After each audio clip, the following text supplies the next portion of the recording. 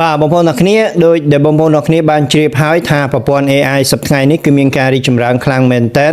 ហើយនៅក្នុងនោះក៏មានបងប្អូនយើងជាច្រើនបានងាកមកប្រើប្រាស់ AI ដើម្បីជួយទៅដល់ការងារប្រចាំថ្ងៃរបស់ខ្លួនមិនថាការងារនៅក្នុង Office បាទការសរសេរអត្ថបទការកាត់តរូបភាពវីដេអូការ design បាទហើយជាពិសេសបងប្អូនដែលធ្វើការនៅក្នុងផ្នែក Sport ពាណិជ្ជកម្មក៏ដូចជា Social Media ណាបាទគាត់បានងាកមកប្រើប្រាស់ AI ច្រើនដើម្បីធ្វើការផលិតជាវីដេអូផលិតជា poster អីផ្សេងបងប្អូនណាបាទបងប្អូននេះគឺយើងនិយាយជារួមបាទនិយាយដោយឡែកសម្រាប់បងប្អូនដែលកំពុងតែសាងប្រាក់ចំណូលពី YouTube ក៏ប្រើប្រាស់ AI ច្រើនដែរកន្លងមកគឺយើងសង្កេតឃើញថាមានបងប្អូនយើងជាច្រើនបាទគាត់បានប្រើប្រាស់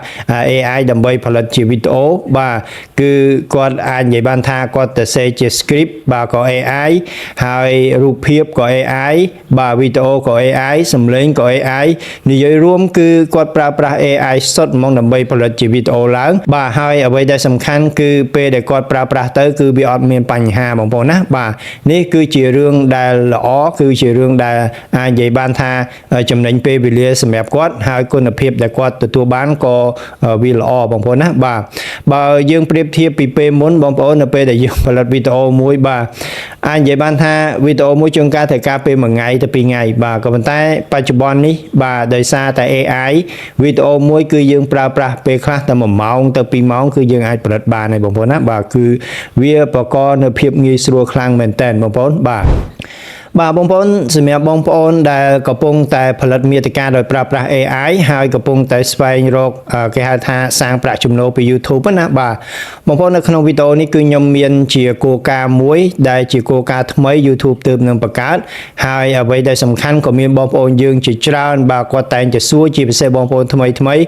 គាត់សួរថាបើសិនជាយើងផលិតវីដេអូ AI អាចរកលុយបានអត់បងប្អូនណាបាទនេះគឺជាសំណួរដែលសំខាន់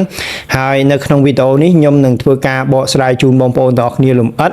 ដែលនៅក្នុងនោះខ្ញុំ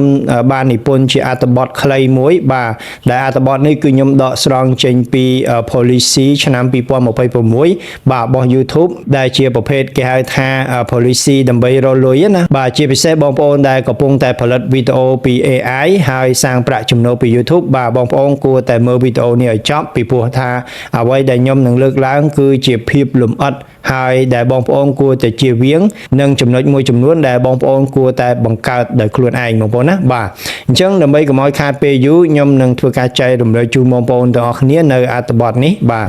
បងប្អូននេះគឺជាអត្ថបទថ្មីមួយដែលខ្ញុំទើបនឹងទៅសេឡើងហើយដែលអត្ថបទនេះបងប្អូនគឺខ្ញុំដកស្រង់ចេញពី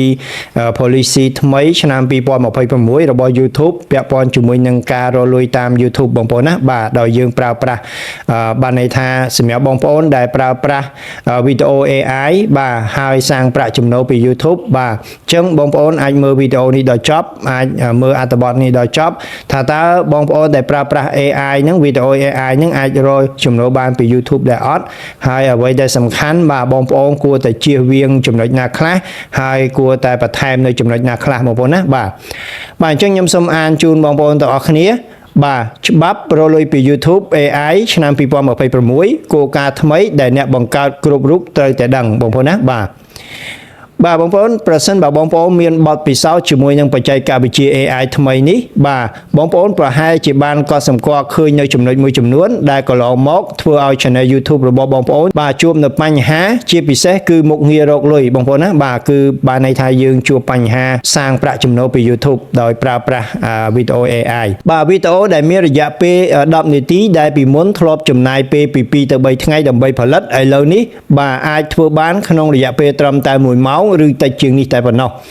បាទជាការពិត YouTube ក៏បានកត់សម្គាល់ឃើញនៅរឿងទាំងនេះផងដែរបាទនោះហើយគឺជាមូលហេតុដែលការអាប់ដេតគោលការណ៍ឆ្នាំ2026បាទ YouTube Policy 2026ផ្ដោតទៅលើការទទួលខុសត្រូវបាទកម្រិតនៃច្បាប់ដើមនិងភាពស្មោះត្រង់របស់អ្នកផលិតមាតិកាបាទគោលដៅនៃការបង្កើតគោលការណ៍នេះមិនមែនដើម្បីបញ្ឈប់ការប្រើប្រាស់ AI នោះទេប៉ុន្តែដើម្បីបញ្ឈប់ការប្រើប្រាស់លើសពីកម្រិតនៃការពិតការប្រើប្រាស់ខុសគោលដៅនិងបង្កើតឲ្យមានការភ័ន្តច្រឡំចំពោះអ្នកមើលបាទជាមួយនឹងខ្លឹមសារដែលមានអារម្មណ៍ថាបង្កើតដោយម៉ាស៊ីន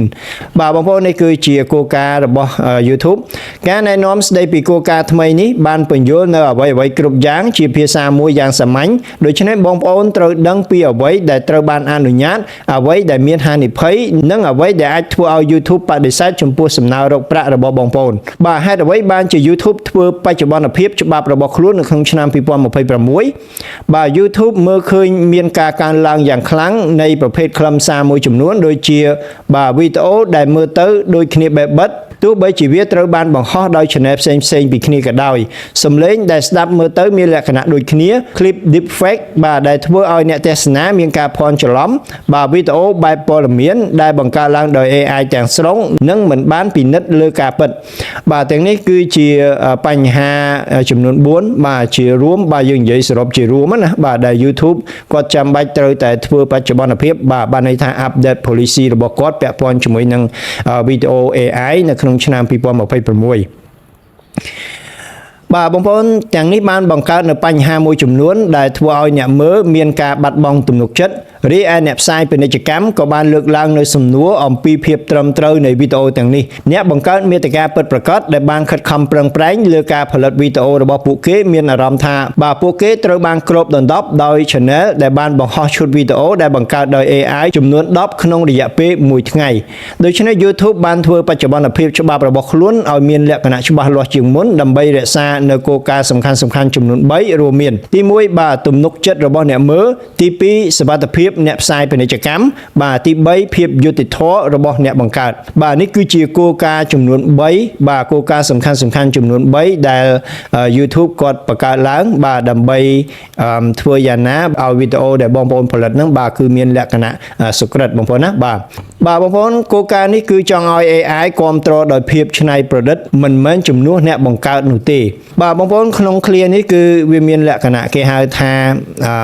អត្ថន័យជ្រៅខ្លាំងមែនតើបាទគោលការណ៍នេះគឺចង់ឲ្យ AI គ្រប់គ្រងដោយភាពច្នៃប្រឌិតមិនមែនជំនួសឲ្យអ្នកបង្កើតនោះទេបងប្អូនណាបាទអញ្ចឹងបងប្អូនដែលបង្កើត AI បាទបង្កើតវីដេអូដោយប្រើប្រាស់ AI បាទបងប្អូនគួរតែមានភាពច្នៃប្រឌិតបន្ថែមហើយអ្វីដែលសំខាន់យើងកុំយកពី AI សុទ្ធពីព្រោះដោយសារតែ AI ជាទូទៅគឺគាត់ប្រមូលផ្ដុំព័ត៌មានពីប្រភពផ្សេងជាច្រើនហើយនៅពេលដែលយើងដាក់ជាសំណួរដាក់ជា prompt ទៅបាទគឺគាត់តែងតែ select យករូបភាពឬមួយក៏អត្ថបទឬមួយក៏សម្លេងផ្សេងហ្នឹងបាទយកមកឲ្យតម្រូវធ្វើម៉េចឲ្យទៅតាមតម្រូវការរបស់យើងបងប្អូនណាបាទអញ្ចឹងប្រភេទ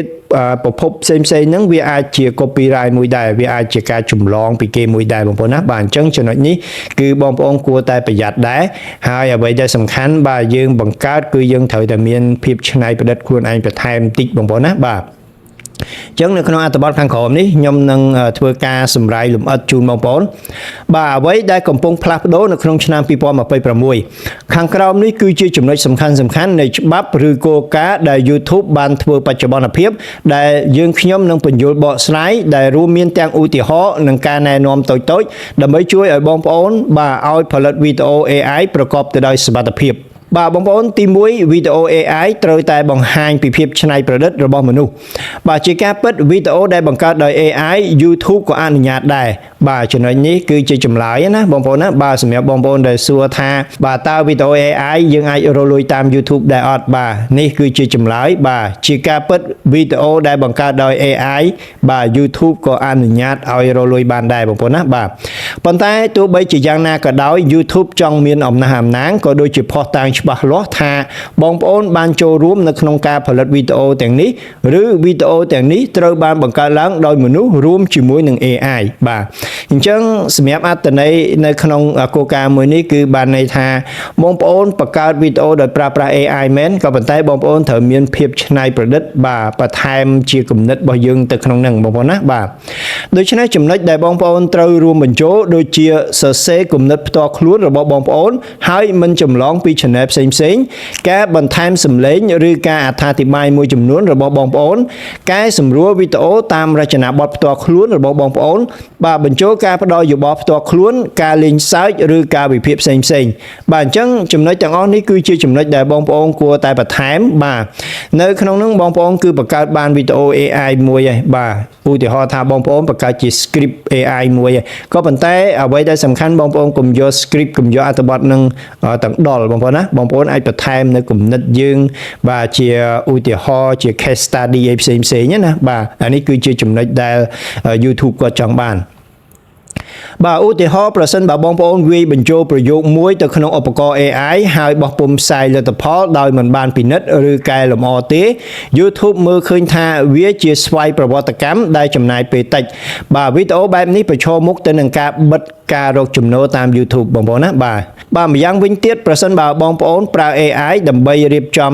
ប្រធានបទផ្ទាល់ខ្លួនហើយបន្ទាប់មកបន្ថែម script មួយចំនួនដែលជាគំនិតផ្ទាល់ខ្លួនរបស់បងប្អូនបាទដូចជាការនិទានរឿងការឧទាហរណ៍ផ្ទាល់ខ្លួនរបស់បងប្អូននោះហើយគឺជាប្រភេទវីដេអូដែល YouTube ត្រូវការជាទីបំផុតអញ្ចឹងចំណុចនេះគឺបានបកស្រាយឲ្យបងប្អូនណាបាទបងប្អូនដែលទៅសេ script ឬមួយក៏ផលិតជាវីដេអូ AI បាទបងប្អូនត្រូវបន្ថែមគំនិតយោបល់របស់យើងផ្ទាល់នៅក្នុងហ្នឹងបាទឧទាហរណ៍ថាយើងនិយាយពីសាច់រឿងអីមួយបាទនៅក្នុង script នៅក្នុងអត្ថបទដែល AI គាត់ទៅសេមកគាត់អត់មាន case study ទេអញ្ចឹងយើងអាចរកនឹក case study ណាមួយបន្ថែមទៅបាទអាហ្នឹងគឺជារបស់យើងហើយបងប្អូនណាបាទទី2ការ clone សំឡេងត្រូវតែមានការអនុញ្ញាតឲ្យបានត្រឹមត្រូវចំណុចនេះគឺជាចំណុចសំខាន់សម្រាប់បងប្អូនដែលប្រើប្រាស់សំឡេងឧទាហរណ៍ថាបងប្អូនមានតារាល្បីម្នាក់បាទ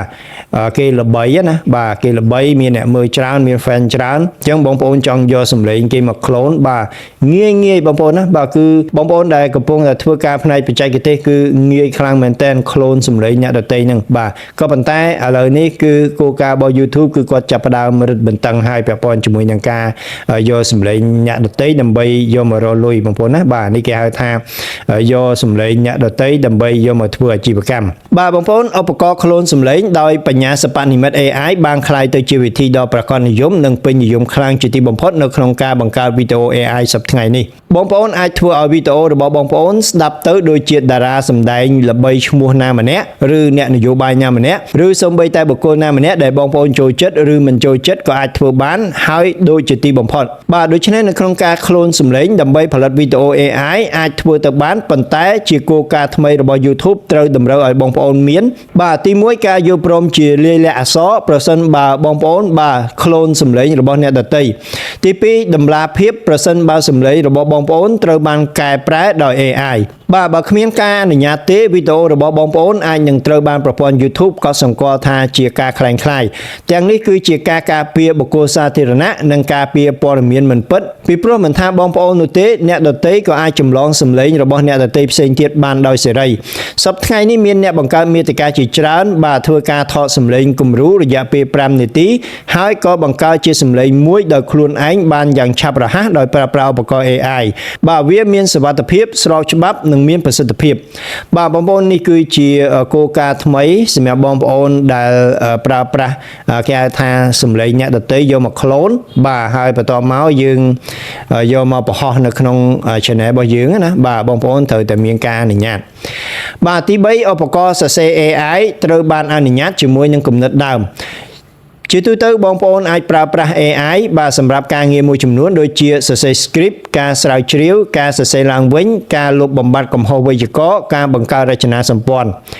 បាទប៉ុន្តែ script ចុងក្រោយរបស់បងប្អូនត្រូវតែមានចំណុចមួយចំនួនដែលថាវាកើតឡើងពីមនុស្សពិតបាទប្រសិនបើ script របស់បងប្អូនមាន clear ឬល្បះឬពាក្យពេចន៍ទូទៅដែលលេចឡើងនៅក្នុងវីដេអូរាប់រយផ្សេងទៀតនោះ YouTube អាចចាត់ទុកថាវាគឺជាខ្លឹមសារដដែលឬជាខ្លឹមសារកម្មវិធីឬខ្លឹមសារដែលចម្លងពីអ្នកដទៃបាទនិយាយឲ្យសាមញ្ញទៅប្រសិនបើអ្នកបង្កើត10នាក់ប្រើប្រាស់ឧបករណ៍ដូចគ្នាជាមួយនឹងការបញ្ចូលដូចគ្នាលទ្ធផលទាំង10នឹងមើលទៅស្រដៀងគ្នាដូច្នេះ YouTube ចង់ឲ្យបងប្អូនបំបែកគំរូទាំងនោះ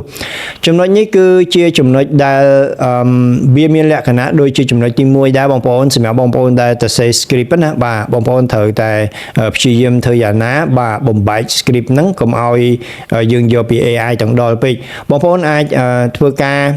គេហៅថាបន្ថែមគំនិតរបស់យើងចូលទៅក្នុងហ្នឹងឬមួយក៏ចំណុចណាដែលបងប្អូនគិតថាវាមិនមែនជាការពិតឬមួយក៏ជាភាពអវិជ្ជមានបងប្អូនអាចដកចេញបងប្អូនណាបាទអញ្ចឹង script ដែលសរសេរបានហើយបងប្អូនគឺជាយោបល់បាទគឺកុំយកទាំងដល់បងប្អូនណាពីព្រោះបើសិនជាបងប្អូនយកទាំងដល់អ្នកដទៃក៏យកបាទយើងក៏យកអញ្ចឹង YouTube គឺប្រព័ន្ធរបស់គាត់គឺនឹងចាប់ហើយបងប្អូនណាបាទនេះគឺជាចំណុចដែលសំខាន់បាទទី4ខ្លឹមសារ deepfake ត្រូវការបង្ហាញព័ត៌មានច្បាស់លាស់បាទបច្ចុប្បន្ន YouTube ពិនិត្យលើខ្លឹមសារដែលមានរចនាបថ deepfake ខើយ៉ាងម៉ត់ចត់ប្រសិនបើបងប្អូនបង្កើតវីដេអូដែលមានឈុតឆាកបាទបង្កើតឡើងដោយ AI ដោយយកលំនាំពីមនុស្សពិតកំពុងធ្វើឬនិយាយអ្វីមួយដែលពួកគេមិនធ្លាប់ធ្វើបងប្អូនត្រូវតែបាទបង្ហាញឲ្យច្បាស់នៅក្នុងវីដេអូជៀសវាងរូបភាពតូចៗដែលនាំឲ្យមានការយល់ច្រឡំបាទជៀសវាងការធ្វើឲ្យលេចឡើងនៅព័ត៌មានមួយចំនួនបាទឧទាហរណ៍ប្រសិនបើបងប្អូនបង្កើតវីដេអូ clip AI ដែលតារាល្បីៗចេញមកនិយាយអំពី channel របស់បងប្អូនត្រូវតែដាក់ស្លាកថាវាគឺជាវីដេអូសិប្បនិម្មិតបាទន័យថាវីដេអូ AI វិធីនេះគឺជាការពារអ្នកមើលនិងការពារការយល់ច្រឡំការមិនបង្ហាញព័ត៌មានឲ្យច្បាស់អាចនាំឲ្យមានការដកចេញឬការរឹតបន្តឹងពីការរកចំណូលតាម YouTube បងប្អូនបាទនេះគឺជាចំណុចដែលសំខាន់មួយទៀតបាទចំណុចទី5វីដេអូ AI និងការបញ្ចាំង slide AI ដែលប្រើប្រាស់ច្រើនពេកបាទនឹងមិនអាចរកប្រាក់បានយ៉ាងងាយស្រួលនោះទេបញ្ហាធំមួយចំនួនដែល YouTube បានប្រឈមមុខនៅក្នុងឆ្នាំ2025កន្លងទៅនិងកំពុងតែបន្តប្រឈមបាទគឺការកើនឡើងនៃវីដេអូដដែលច្រើនហួសកម្រិតដែលមានឧទាហរណ៍ដូចជាបាទការនិយាយពីកម្ពុជាអ្នកមានបំផុតទាំង10នៅលើពិភពលោកការពិតទាំង10យ៉ាងអំពីវត្ថុឬសត្វណាមួយបាទការនិយាយអំពីបាទសម្រងលើកទឹកចិត្តប្រចាំថ្ងៃបាទបងប្អូននេះគឺជាប្រធានបទគេហៅថាប្រធានបទដែលមានការប្រើប្រាស់ច្រើនណាបាទឧទាហរណ៍ថាយើងយកប្រធានបទមួយដែលនិយាយពីកម្ពុជាអ្នកមានបំផុតទាំង10នៅលើពិភពលោកបាទអ្នកដទៃក៏គេធ្វើអត្ថបទហ្នឹងហើយយើងក៏ធ្វើអត្ថបទហ្នឹងអញ្ចឹងវាអាចមានការគេហៅថាវាចូលលក្ខណៈគេហៅថាមានការភ័ន្តច្រឡំណាបាទអញ្ចឹង YouTube គាត់អាចនឹងចាប់វីដេអូទាំងអស់នេះច្បាស់លាស់ណាស់បានបង្កើតឡើងដោយប្រើរូបភាព AI ឈុតខ្លីៗដែលមាននៅក្នុងស្តុករូបភាពនិងសម្លេងនិយាយដដែលដែលបានបង្ហោះច្រើនដងនៅក្នុងរយៈពេលត្រឹមតែមួយថ្ងៃវីដេអូទាំងនេះមិនបានផ្ដល់តម្លៃទៅដល់អ្នកមើលនោះទេហើយវាជាមូលហេតុដែលឥឡូវនេះ YouTube កំណត់សកម្មភាពមួយចំនួននៃការរកប្រាក់សម្រាប់ខ្លឹមសារបែបនេះបាទវេទិកានេះចង់ឲ្យមានលក្ខណៈស៊ីជម្រៅភាពដើមនិងការនិទានរឿងជំនួសឲ្យការបញ្ចាំង slide បាទបងប្អូនចំណុចនេះគឺចង់សម្ដៅទៅលើវីដេអូដែលបងប្អូនផលិតដោយ AI ក៏ប៉ុន្តែយើងយករូបភាពយកមកធ្វើជា slide ណាបាទគឺកន្លងមកគឺមានច្រើនរូបភាពដែលយើងយកពីអ៊ីនធឺណិតមកឬមួយក៏យកពីប្រភពណាមួយមកហើយយើងយកមកធ្វើជា slide បាទបូកជាមួយនឹងសំឡេងបាទទៅជាវីដេអូមួយអញ្ចឹងណាបាទអញ្ចឹងសម្រាប់ YouTube បាទគឺគាត់ព្យាយាមធ្វើយ៉ាងណាបងប្អូនគឺជៀសវាងបញ្ហាបែបនេះបងប្អូនណាបាទបងប្អូននៅតែអាចប្រើរូបភាព AI បានប៉ុន្តែត្រូវបន្ថែមចំណុចមួយចំនួនដូចជាការរៀបរាប់ណាមួយដែលមានលក្ខណៈផ្ទាល់ខ្លួនបាទការពិតត្រូវបានពន្យល់ជាភាសាសាមញ្ញឧទាហរណ៍ជាក់ស្ដែងករណីសិក្សាមតិយោបល់ផ្សេងៗបាទអ្វីដែលត្រូវបានអនុញ្ញាតនៅក្នុងឆ្នាំ2026បាទចំណុចនេះគឺជាចំណុចដែលសំខាន់មួយដែរបងប្អូននៅតែអាចប្រើប្រាស់ដោយសុវត្ថិភាពនៅចំណុចមួយចំនួនដូចជាការប្រើប្រាស់សំឡេង AI ដែលជារបស់បងប្អូនផ្ទាល់បាទប្រភេទ voice over វីដេអូដែលបង្កើតឡើងដោយ AI ប៉ុន្តែត្រូវបានកែសម្រួលមួយចំនួនបាទ script ពី AI ប៉ុន្តែត្រូវមានការបន្ថែមនៅគំនិតផ្ទាល់ខ្លួនមួយចំនួនរបស់បងប្អូនផងដែរបាទការប្រើប្រាស់ AI ដើម្បីបង្កើតនៅរូបភាពក្របមុខបាទយើងហៅថា thumbnail ប៉ុន្តែត្រូវមានការកែសម្រួលឲ្យទៅជារូបភាពរបស់បងប្អូនចំណុចនេះខ្ញុំនឹងធ្វើការលម្អិតជូនបងប្អូនទាំងអស់គ្នានៅវីដេអូបន្តទៀតពីព្រោះដោយសារជាបទពិសោធន៍របស់ខ្ញុំកន្លងមកបាទ thumbnail គឺបើយើងប្រើប្រាស់ thumbnail ដែលបង្កើតឡើងដោយ AI ណាបាទគឺបទពិសោធន៍ខ្ញុំគឺអត់សូវមាន view ទេបាទអញ្ចឹងចំណុចនេះខ្ញុំនឹងចេញជាវីដេអូជូនបងប្អូននៅវីដេអូបន្តទៀតបងប្អូនណាបាទបាទរូបភាពតំណាង AI ត្រូវបានបង្កើតឡើងពីដំបូងការប្រើប្រាស់សំឡេងតន្ត្រី AI ដាក់ពីខាងក្រោយនៃវីដេអូបាទយើងហៅថា background sound ហ្នឹងត្រូវតែជាតន្ត្រីដែលមានអាជ្ញាប័ណ្ណត្រឹមត្រូវបាទបងប្អូនប្រើប្រាស់គេហៅថា sound ណាបាទ sound music គេហ្នឹងបងប្អូនត្រូវមាន license បងប្អូនណាបាទ subtitle AI ឬឧបករណ៍បកប្រែដោយស្វ័យប្រវត្តិផ្សេងទៀតបាទ YouTube គ្រប់គ្រងអ្នកបង្កើតថ្មីដែលប្រើប្រាស់ AI ជាឧបករណ៍មិនមែនជាអ្នកធ្វើការជំនួសនោះទេបាទអ្វីដែលត្រូវបានហាមឃាត់ឬមិនអាចរកប្រាក់បានបាទចំណុចនេះគឺជាចំណុចសំខាន់បងប្អូនគួរតែជៀសវាងបាទប្រភេទវីដេអូខាងក្រោមនេះនឹងត្រូវបិទការរកប្រាក់ចំណូលឬប្រឈមមុខទៅនឹងការត្រួតពិនិត្យយ៉ាងតឹងរ៉ឹងខ្លឹមសារដែលបង្កើតឡើងទាំងស្រុងដោយ AI ដោយគ្មានការចូលរួមពីមនុស្សបាទ ចំណុចនេះគឺបងប្អូនយល់ណាបាទសម្រាប់បងប្អូនដែលប្រើប្រាស់វីដេអូ AI សុទ្ធបាទហើយបន្ទាប់មកយើងយកទៅបង្ហោះដោយអត់មានការបញ្ចូលគំនិតយើងឬមួយក៏ច្នៃប្រឌិតអីផ្សេងៗនៅក្នុងវីដេអូហ្នឹងបាទបងប្អូនគឺអាចប្រឈមមុខនឹងការបិទការរលុយបងប្អូនណាបាទសំឡេង clone របស់តារាល្បីៗដែលគ្មានការយល់ព្រមឬអនុញ្ញាតពីម្ចាស់ដើមការក្លែងបន្លំបែបនយោបាយដោយគ្មានការបង្ហាញភស្តុតាងជាក់លាក់ការប្រើប្រាស់វីដេអូ AI ឡើងវិញដោយគ្មានការអត្ថាធិប្បាយត្រឹមត្រូវបាទវីដេអូ AI បែបព័ត៌មានដែលមានលក្ខណៈមិនមែនជាការពិតខ្លឹមសារដែលបង្កើតដោយស្វ័យប្រវត្តិ auto generate content ដែលត្រូវបានបង្ហោះនៅក្នុងបរិមាណច្រើនបាទវីដេអូដែលធ្វើជាគំរូដដែលម្ដងហើយម្ដងទៀតប្រសិនបើខ្លឹមសាររបស់បងប្អូនមានអារម្មណ៍ថាមានលក្ខណៈស្វ័យប្រវត្តិដដែលឬមានការយល់ច្រឡំវានឹងពិបាកនៅក្នុងការដែល YouTube អនុញ្ញាតឲ្យរកប្រាក់ជាទីបំផុតបាទបងប្អូននេះគឺជាចំណុចដែលបងប្អូនគួរតែជៀសវាងសម្រាប់អ្វីដែលត្រូវបានហាមឃាត់និងមិនអាចរកប្រាក់បានបងប្អូនណាបាទ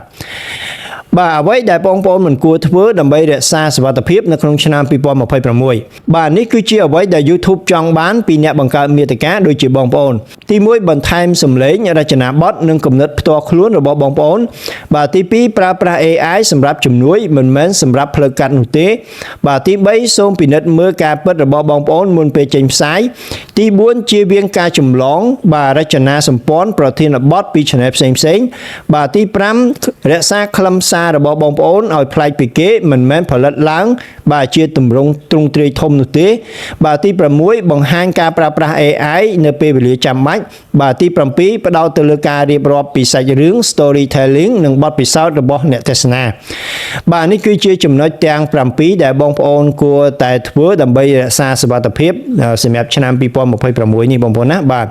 ជំហានទាំងនេះអាចធានាបាននូវសុវត្ថិភាពកំណើនអ្នកមើលនិងការអនុម័តលើការរកប្រាក់សូមគិតអំពី AI ជាជំនួយការដ៏មានទេពកោសល្យវាអាចជួយនៅក្នុងកិច្ចការផ្សេងៗប៉ុន្តែការអនុញ្ញាតចុងក្រោយនៅតែជារបស់បងប្អូនបាទការត្រួតពិនិត្យការពិតសម្រាប់អ្នកផលិតមាតិកាឆ្នាំ2026បញ្ញាសិប្បនិម្មិត AI នឹងមិនទៅណាទេបាទផ្ទុយទៅវិញវានឹងកាន់តែជឿនលឿនទៅអ្នកបង្កើតមាតិកាដែលយល់ដឹងអំពីរបៀបនៅក្នុងការប្រើប្រាស់បញ្ញាសិប្បនិម្មិត AI ដោយមានការទទួលខុសត្រូវនិងរីកចម្រើនលឿនជាងអ្នកដែលមិនបានប្រើប្រាស់វាបាទ YouTube មិនប្រឆាំងនឹង AI នោះទេវាប្រឆាំងទៅនឹងការភ័ន្តច្រឡំបាទសារឥតបានការនិងខ្លឹមសារដែលមានអារម្មណ៍ថាវាត្រូវបានផ្គុំឡើងដោយស្វ័យប្រវត្តិអ្នកមើលចង់បានការតភ្ជាប់សាច់រឿងពិតបាទនិងមានអត្ថប្រយោជន៍មិនមែនអានដោយមនុស្សយន្តនោះទេបាទជាសេចក្តីសន្និដ្ឋានគោលការណ៍រកប្រាក់ពី AI ឆ្នាំ2026របស់ YouTube លើកទឹកចិត្តដល់ខ្លឹមសារដែលមានភាពត្រឹមត្រូវបងប្អូនអាចប្រើប្រាស់ AI សម្រាប់ជាគំនិតធ្វើការកែសម្រួលឬសរសេរ script ប៉ុន្តែគោលការណ៍ច្នៃប្រឌិតនិងការពិតផ្សេងៗរបស់បងប្អូនត្រូវតែនៅជាបេះដូងនៃវីដេអូជានិច្ចដរាបណាខ្លឹមសាររបស់បងប្អូនមានអារម្មណ៍ថាមានលក្ខណៈជាមនុស្សមានលក្ខណៈដើមនិងមានទំនួលខុសត្រូវបងប្អូននៅតែអាចបន្តរកប្រាក់ចំណូលបានដោយមិនមានការបារម្ភបាទប្រើប្រាស់បញ្ញាសិប្បនិម្មិត AI ដោយឆ្លៀសវៃរក្សាទស្សនិកជនបាទយើងហៅថា viewer របស់បងប្អូនឲ្យទទួលបាននូវព័ត៌មានពិតនិងរក្សាតម្លាភាពការរួមបញ្ចូលគ្នានឹងជួយឲ្យ channel របស់បងប្អូនមានការរីកចម្រើនលឿននិងយូរអង្វែងពីឆ្នាំ2026រហូតដល់ឆ្នាំបន្ទាប់ទៀតបាទបងប្អូននេះគឺជាខ្លឹមសាររួមនៃ policy ថ្មីឆ្នាំ2026ពាក់ព័ន្ធជាមួយនឹងការប្រើប្រាស់វីដេអូ AI ដើម្បីសាងប្រាក់ចំណូលពី YouTube ណាបាទអញ្ចឹងនៅក្នុងខ្លឹមសារនេះគឺខ្ញុំបានសម្រាយជូនបងប្អូនទាំងអស់គ្នាហើយសម្រាប់អត្ថបទនេះបងប្អូនគឺខ្ញុំនឹងដាក់នៅក្នុង description បងប្អូនអាចធ្វើការ download យកទៅអានខ្លួនឯងបានបងប្អូនណាបាទហើយជាចុងក្រោយបងប្អូនសម្រាប់បងប្អូនដែលប្រើប្រាស់បាទ AI ដើម្បីធ្វើការផលិតវីដេអូនេះគឺជាចម្លើយសម្រាប់បងប្អូនបាទសំណួរសួរថាតើអាចរកលុយបានពី YouTube ដែរអត់បើយើងប្រើប្រាស់វីដេអូ AI បាទចម្លើយគឺបានក៏ប៉ុន្តែវាស្ថិតនៅក្នុងគោលការណ៍ថ្មីមួយចំនួនដែល YouTube ទើបនឹងអាប់ដេតនៅក្នុងឆ្នាំ2026នេះបងប្អូនណាបាទអញ្ចឹងសម្រាប់បងប្អូនដែលប្រើប្រាស់វីដេអូ AI បាទសូមកុំបារម្ភបាទបងប្អូនគួរតែអនុវត្តឲ្យបានត្រឹមត្រូវទៅតាមគោលការណ៍របស់ YouTube បងប្អូនណាបាទបងប្អូនអរគុណបងប្អូនទាំងអស់គ្នាដែលបានចំណាយពេលវេលាតាមដានទស្សនាវីដេអូខ្ញុំតាំងពីដើមរហូតដល់ចប់ជាចុងក្រោយបងប្អូនកុំភ្លេចណាបាទជួយចុច like subscribe ហើយនឹងរូបកណ្ដឹងដើម្បីទទួលបាននូវចំណេះដឹងថ្មីៗពាក់ព័ន្ធជាមួយនឹងការសាងប្រាក់ចំណូលពី YouTube គន្លឹះក៏ដូចជាបច្ចេក កទេសល្អៗនៅក្នុងការប្រើប្រាស់ AI ចំណេះដឹងនៅក្នុងការផលិតមាតិកាបាទជាពិសេសមាតិកាសម្រាប់បណ្ដាញសង្គម YouTube ដើម្បីសាងប្រាក់ចំណូលពី YouTube